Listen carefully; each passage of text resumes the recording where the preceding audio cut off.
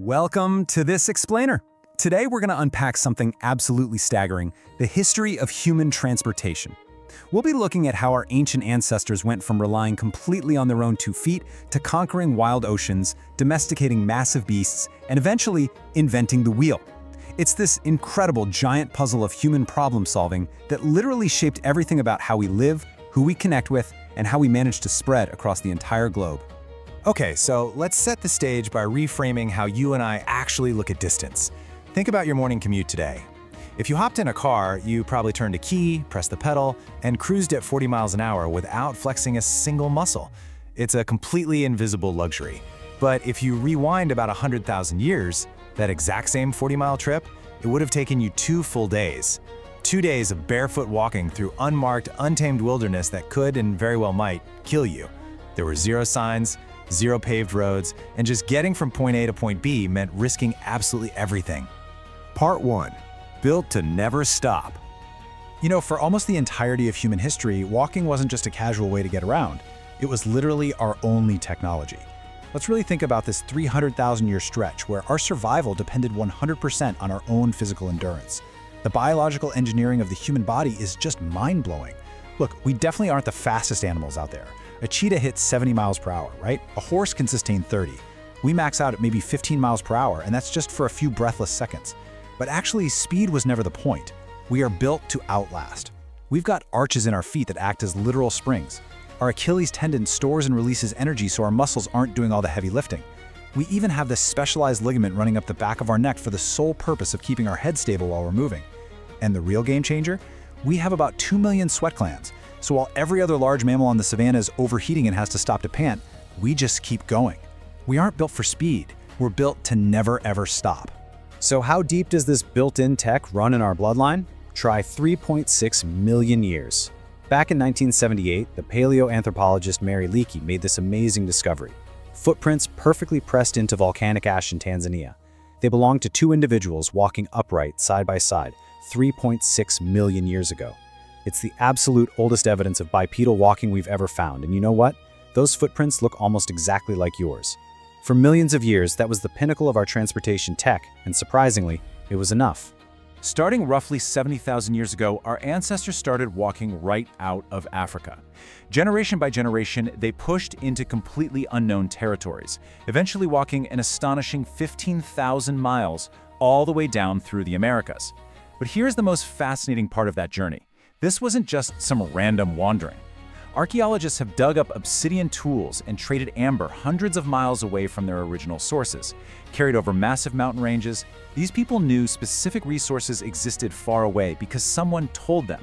It was a highly intentional, long-distance network, and they did the whole shebang entirely on foot. Which brings us to part 2, conquering the oceans. You can trek across a desert or a mountain range, sure, but an ocean? That is a giant, impenetrable wall. For most animals, you either find a shallow crossing or you just turn around. But humans figured out what no other land animal ever has: how to cross deep water on purpose. Just look at this timeline. In 2003, archaeologists uncovered 800,000-year-old stone tools on the island of Flores in Indonesia.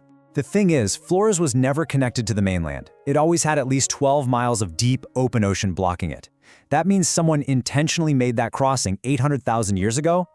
By 65,000 years ago, humans were crossing 60 miles of open water to reach Australia, literally paddling toward land they couldn't even see.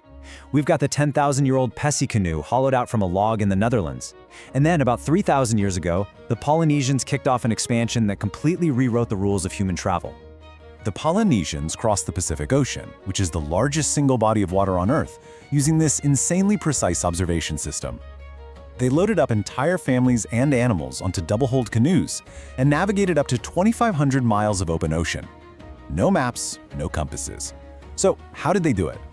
By reading the stars, physically feeling the direction of the ocean swells beneath their boats, watching the exact flight paths of birds, and even analyzing the color of the clouds near land. It is a navigational feat so perfect, it still blows the minds of modern sailors today. Part 3, the weight problem. Now, even as we were conquering land and water, we hit a massive physical roadblock that simply walking couldn't fix. You see, you might be able to walk 20 miles a day, but you definitely cannot walk 20 miles carrying a 200-pound animal you just hunted. The human body literally starts breaking down when forced to carry more than 40 to 60 pounds for long periods.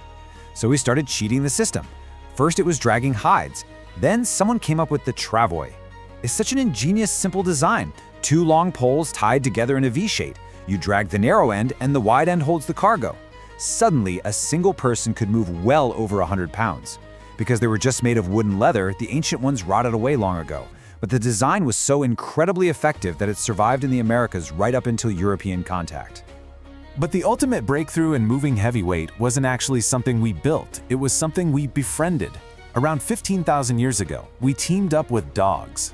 Up in the freezing Arctic, sled dogs could pull about 45 pounds each across the ice. But dogs are relatively small, right? We needed serious power. Enter the horse. Domesticated roughly 5,500 years ago by the Botai culture in modern-day Kazakhstan. Archaeologists actually found wear marks on ancient horse teeth from bits, which proves they weren't just being hunted for food, they were being ridden and steered.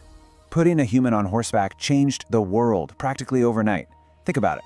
For 300,000 years, the absolute top travel speed for humans was a brisk 4 miles an hour. Suddenly, you jump on a horse and you're hitting 30 miles an hour. The human world just got 8 times smaller. Messages flew faster, trade routes suddenly stretched thousands of miles further, and warfare completely revolutionized. An invading army could now be at your doorstep before you even knew they were in the area. Part 4. The late arrival. Okay, so we've got walking, boats, and beasts of burden all covered. You would think the most obvious piece of transportation tech, the wheel, would have shown up super early in the story. Well, prepare yourself for a bit of a timeline shock. Humans crossed every ocean on Earth before anyone even thought to invent the wheel. Remember, we sailed 60 miles across open ocean to Australia 65,000 years ago. Yet the oldest known wheel ever discovered, which was dug up in the marshes of Slovenia, is only about 5,200 years old. We were taming wild horses and navigating the vast seas tens of thousands of years before someone finally looked at a spinning potter's wheel and said, "Hey, what if we turn this on its side?"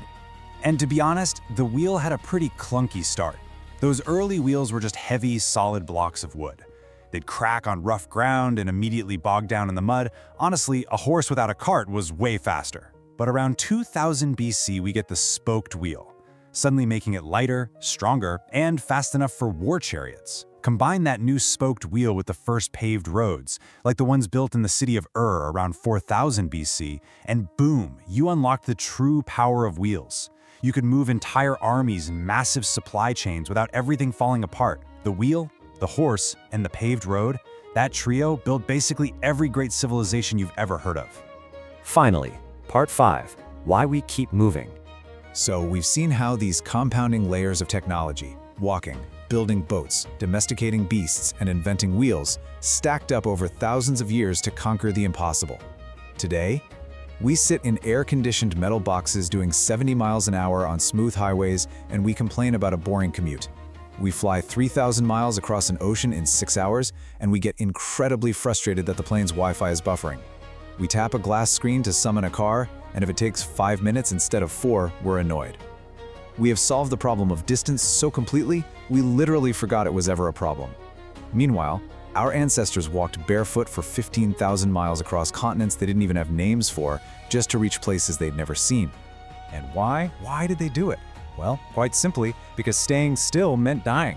Every major highway, every sprawling airport, every shipping lane exists today because 300,000 years ago, someone looked out at a terrifying, unknown horizon and took a step forward anyway. They had no idea where they were going, but they knew they had to keep moving. So it leaves us with this thought: now that we've completely conquered physical distance on Earth, what is the next terrifying horizon we're rushing toward? And are we moving because we really want to, or because deep down we're still just afraid to stay still?